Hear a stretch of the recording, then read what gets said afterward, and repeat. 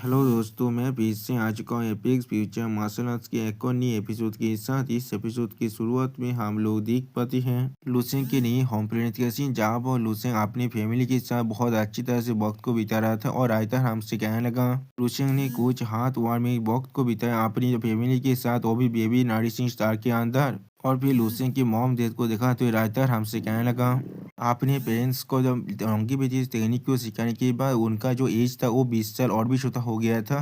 अगली पल हमें रात का सीन दिखाते जहाँ पर लुसेंग और कोइंगसू एक पेड़ पर बैठकर चांद को देख रहे थे। और फिर हम लोग देख पाते कोइंगसू और लुसेंग एक दूसरे से बहुत अच्छे रोमांटिक वक्त को बिताने लगा। और फिर कोइंगसू लुसेंग से कहने लगा जब तुम सेकुलेशन के अंदर थे तब विज्ञान दुर्लभ ने तुम्हें 2 बार कांटेक्ट किया था। वो कह रही थी ये चीज बेथलफील्ड के बारे में है।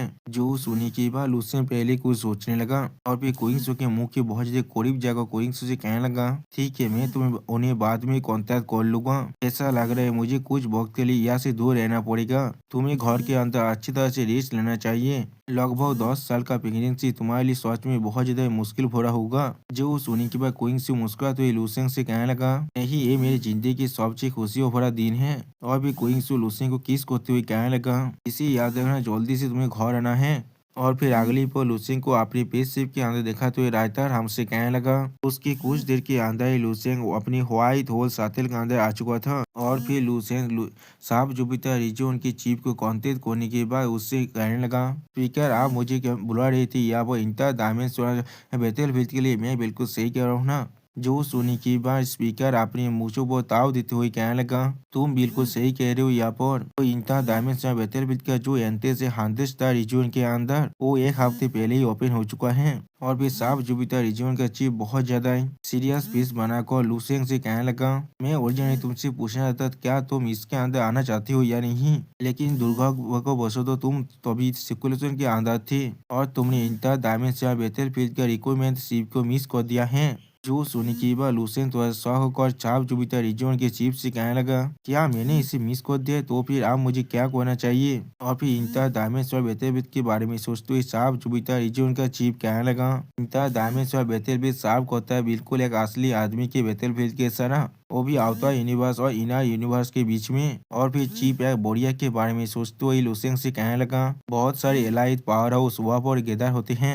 यहाँ तो भी टॉप पावर हाउस जो लोग इनर यूनिवर्स से है वो लोग भी यहाँ पर ही आते हैं। और फिर चीप अपनी मुझ को ताव देते हुए लुसेंग से कहने लगा हाँ जरूर, तुमने स्टार रीजियन रिक्रूटमेंट शिप को मिस कर दिया है। अगर तुम फिर भी वहाँ पर जाना चाहते हो तो भी तुम दूसरे स्टार रीजन से वहाँ पर जा सकते हो। जिस स्टार रीजन का तो रिक्रूटमेंट शिप अभी नहीं गया है मैंने तुम्हें पहले ही कोऑर्डिनेट्स को भेज दिया है।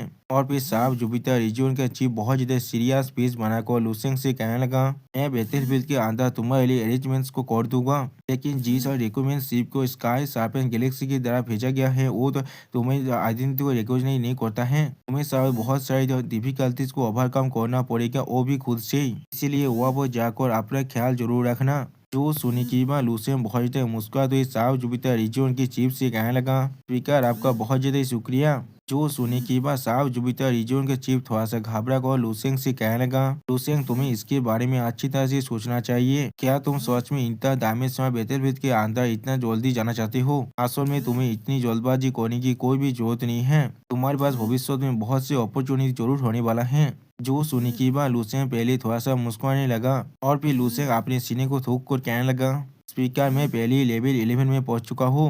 जो सुनी की बात साफ जुपिटर रीजन का चीफ बहुत ज्यादा शौक हो जाते और थोड़ा सा घबराने भी लगा था। और फिर चीफ अपने स्वर को झुका और कहने लगा मैं समझ चुका हूँ। और फिर लुसेंग की ताकत के बारे में सोचते हुए जो चीफ अपने मन में कहने लगा एक अनप्रेरित जीनियस जो अपने 20s के अंतरिक्ष लेवल तो 11 में पहुंच चुका है और जिसके पास एक इमोर्टल रैंक का ट्रांसेंडेंट फिजिक्स भी है। और फिर चीफ थोड़ा सा घबरा कर अपने मन में कहने लगा उससे ज्यादा अच्छी तरह किसी और को नहीं मालूम होगा उसका भविष्य किस तरह से पोषित हो सकता है। अगली पल हम लोग देख पाते लुसेंग एक डिस्गाइज को लेकर अपनी फैमिली को गुड बाय कहते हुए वहां से जाने लगा और रायता हमसे कहने लगा लुसेंग ने अपनी फैमिली को गुड बाय कहने के बाद खुद को डिस्गाइज कर लिया था जिससे कोई भी उसे ना पहचान पाए। और फिर अगली पल हमें एक बहुत बड़ी स्पेसशिप का सीन दिखाता है और फिर उस स्पेसशिप के अंदर हम लोग एक एयर होस्टेस का सीन देख पाते हैं जो बहुत ज्यादा मुस्कुराते हुए किसी से कहने लगा डियर ट्रैवलर्स, अब हम लोग ऑफिशियली सॉलिड स्टार रीजन के अंदर जाने वाले हैं। हमारे आगे आने वाली जर्नी के अंदर हम लोग 23 स्काई के फॉलो को पास करने वाले हैं। जो सुनने के बाद हम लोग देख पाते हैं ऑक्टोपस जैसा दिखने वाला इंसान आसमान में उड़ रहा था, जिसे देखते हुए वो एयर होस्टेस बहुत ज्यादा परेशान होकर कहने लगा, हाँ मिस्टर बाबा, आप वो अब क्या कर रहे हैं। जो सुनने के बाद मिस्टर बाबा बहुत ज्यादा परेशान होकर कहने लगा, मेरे लिए परेशान होने की कोई भी जरूरत नहीं है मिस फ्लाइट अटेंडेंट, प्लीज मुझे बातें न जाओ, हमारा अगला स्टॉप आ जाए, मैं इससे नामना चाहता हूँ। जो सुनने के बाद वो तो फ्लाइट अटेंडेंट बहुत ज्यादा घबरा कर मिस्टर बाबा से कहने लगा, लेकिन अगला स्टॉप आपके डेस्टिनेशन से 20 लाइट ईयर्स दूर है। तो सोने के बाद बाबा बहुत ज्यादा परेशान होकर कहने लगा, ये चीज का कोई भी मतलब नहीं है, अभी मेरे लिए सबसे बड़ा कंसर्न इस शिप से जल्दी से नाम जाना। जो सोने का फ्लाइंग अटेंडेंट आप तो बाबा से कहने लगा, सर पहले तो फिर आप नीचे नाम जाइए। जो सोने की बार बाबा तो कहने लगा, बिल्कुल भी नहीं। आप बाबा को ऐसा करते हुए दिखने की बार फ्लाइंग अटेंडेंट थोड़ा सा परेशान होकर कहना ठीक है, और फिर थोड़ा सा घबराहट हुई अपने मन में कहने लगा, एक किस तरह के स्ट्रेंज हेवी थे इनके पास, हाँ जरूर मैं इन्हें यहाँ पर ही छोड़ को चला जाता हूँ। लेकिन अगली पल अपनी पीछे की तरफ कुछ महसूस करने के बाद वो फैलांग अटेंडेंट अपने मन में कहने लगा, इस कैरेज के अंदर सिर्फ 2 ही पैसेंजर था, लेकिन अगला पैसेंजर कहाँ पर है अभी। उसी वक्त हमें दिखाया था लूसेंट का सीन, जो अभी भी अपनी डिस्गाइज फॉर्म में था और अपनी सीट में चुपचाप बैठा हुआ था। सच में दोस्तों लूसेंट यहाँ बहुत ज्यादा हैंडसम दिख रहा था। और फिर वो फ्लाइंग अटेंडेंट लूसेंट के पास आकर कहने लगा, यार क्या आपको यहाँ पर कोई भी चीज की जरूरत है। लेकिन अगली पल तो लूसेंट उस फ्लाइंग अटेंडेंट की तरफ सीरियस फेस बनाकर दिखने लगा, जिससे महसूस करते ही वो फ्लाइंग अटेंडेंट बहुत ज्यादा शॉक हो जाता है और कुछ भी नहीं कह पाता है। और फिर लूसेंट बहुत ज्यादा सीरियस फेस बनाकर उस फ्लाइंग अटेंडेंट से पूछने लगा, हमें मोदोस्टार रीजन में पहुंचने में और कितना ज्यादा वक्त लगने वाला है। जो सुनने की बात वो फ्लाइंग अटेंडेंट बहुत ज्यादा परेशान होकर कहने लगा, 2 घंटे, और अपने मन में कहने लगा, इसे देखकर मुझे बहुत ज्यादा डर लग रहा है अभी। और फिर अगली पल हम लोग देख पाते हो फ्लाइंग अटेंडेंट अपने उस गैरेज रूम से बाहर निकल जाता है। और फिर बाहर निकलने के बाद बहुत ज्यादा घबराते हुए खुद से कहने लगा, उसी वक्त जब मैं उस पर्सन के करीब गया था, इस स्पाइन में बहुत ज्यादा ठंडा लग रहा था। मुझे लगता है मुझे अब मालूम चल जाए किस लिए बाबा इस शिप से नीचे अब उतरना चाहता है। और फिर लूसेंट सोचते हुए अपने मन में कहने लगा, क्या 2 घंटा शायद मैं इसके अंदर अपना काम को कर सकता हूँ। अगले पल लूसेंट बाबा की तरफ देखने लगा, जिसे देखने के बाद बाबा और भी ज्यादा घबराने लगा। और फिर लूसेंट अपने पावर को थोड़ा सा अनलिश करते हुए खुद से कहने लगा, लेवल 11 में पहुंचने के बाद मैंने इस सार जो पावर को जानबूझकर मास्टर किया है। हाँ जरूर ये चीज ओकेजनली बाहर भी निकलता है और कभी कभी ये अनइंटेंशनल भी होता रहता है।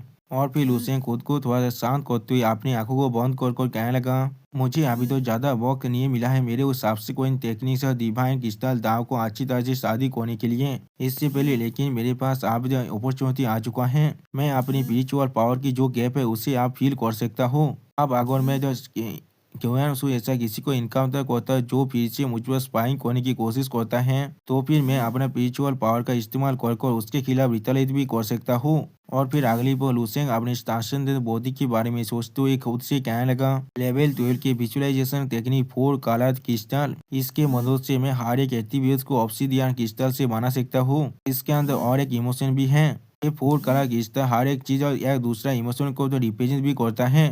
और फिर लूसेंट अपने क्रिस्टल फेस के बारे में सोचते हुए खुद से कहने लगा, लाल गुस्से को रिप्रेजेंट कर रहा है, येलो खुशी को रिप्रेजेंट कर रहा है, ब्लू रिप्रेजेंट कर रहा है सैडनेस को, और ब्लैक रिप्रेजेंट कर रहा है दौर को। और फिर लूसेंट अपने मास्टर दुआन इपिंग के बारे में सोचते हुए अपने मन में कहने लगा, अगर मैं दूसरी शब्द में कहूँ तो फिर मैं एक स्पिरिचुअल अटैक भी कर सकता हूँ, वो भी किसी के इमोशन पर। दुआन इपिंग सच में एक तो एक्सेप्शनल टैलेंटेड आदमी थे, उसने यहाँ पर इस तरह के एक खतरनाक टेक्निक को कैद किया है, इसमें कोई भी सोचने की चीज नहीं है, ये वांग है कि सिलात दाव को भी तो राइवल कर सकता है। और फिर लूसेंट अपने लड़ाई के बारे में सोचते हुए खुद से कहने लगा, दो ताकतवर ओपोनेंट्स की लड़ाई के बीच में या तो भी किसी के मेंटल स्टेट पर अगर थोड़ा सा भी फंक्शन हो जाए तो फिर ये उसके आउटकम पर डिफिकल्ट आन सकता है। इस मेथड से तुम ओपोनेंट के इमोशन पर डायरेक्टली इन्फ्लुएंस कर सकते हो, ये सच में एक मॉन्स्टरस मेथड है। और फिर लूसेंट उस फाइट को आसानी जीतने लगा। और फिर लूसेंट अपने ओपोनेंट को हाथ हुए कहने लगा, एक साइड अभी पानी की तरह बिल्कुल शांत है और दूसरी साइड पहले ही बहुत से थॉट से कंज्यूम हो चुका है, उस बैटल का आउटकम उसी पर डिसाइड हो जाता है। और फिर लूसेंट मुस्कुराते हुए अपने मन में कहने लगा, मेरे लेवल 12 के स्पिरिचुअल स्ट्रेंथ के साथ जब तक ना मैं किसी एक ऐसे इंसान से एनकाउंटर करता हूँ जिसके पास सच में बहुत ज्यादा स्पिरिचुअल एनर्जी होगा, तब तो मैं हर किसी को रूला या भी हंसा सकता हूँ।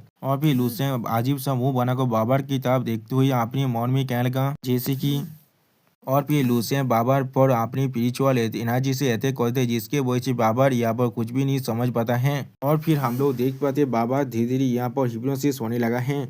और फिर हम लोग देख पाते बाबा दिया वो अजीब से हरकत करते हुए कहने लगा आबा आबा। अगली पल हम लोग देख पाते वो फ्लाइंग अटेंडेंट फिर से यहाँ पर आए थे, वो भी कुछ टी को लेकर और उनसे कहने लगा डियर पैसेंजर यहाँ पर चाय पी लीजिए। लेकिन अगली वो बाबा की इस हालत को देखकर वो इधर फ्लाइंग अटेंडेंट बहुत ज्यादा परेशान होकर कहने लगा क्या मिस्टर बाबा को वह वो झूल को बहुत ज्यादा मजा आ रहा है, क्या ये इतना अधिक खुश है। उसी वो हम लोग देख पाते बाबा सच में अभी जोर जोर से मुस्कुरा रहा था, लेकिन अगली पल अचानक से बाबा बहुत जोर जोर से रो कर कहने लगा नहीं मैं यहाँ बहुत ज्यादा सैद हूँ। आप बाबा की इस तरह की हालत को देखने के बाद फ्लाइंग अटेंडेंट घबरा कर अपने मन में कहने लगा ऐसा लग रहा है ये बिल्कुल एक बेवकूफ है, यहाँ पर एक ही वक्त के अंदर वो रो भी रहा है और हंस भी रहा है, इसमें कोई भी शौक नहीं है। वो आसमान उड़ना ज्यादा पसंद करते हैं अपनी सीट में बैठने से। और फिर अगली पल उस शिप के अंदर कोई अनाउंस कर कहने लगा डियर पैसेंजर हम लोग अपने अगले स्टॉप में पहुंच चुके हैं। इसे सुनी के बाद बाबा और एमसी दोनों ही थोड़ा सा शौक हो जाता है। और फिर बाबा बहुत ही स्पीड से वह बाहर निकलने के लिए अपने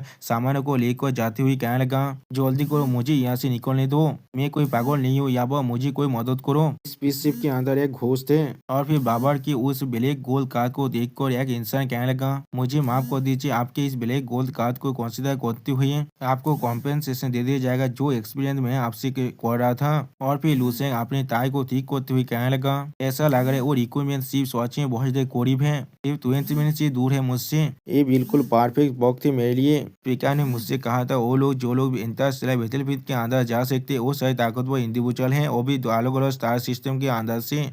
आप जाकर देखते हैं उन लोगों के पास किस तरह की क्वालिटी है। सच में दोस्तों लूसेंग यहाँ वो बहुत ज्यादा खुश दिख रहा था। और लूसेंग के इसी सीन के साथ हमारा ये एपिसोड यहाँ पर ही खत्म होता है। प्लीज सब्सक्राइब माई चैनल और like and share this video. Okay bye bye sayonara.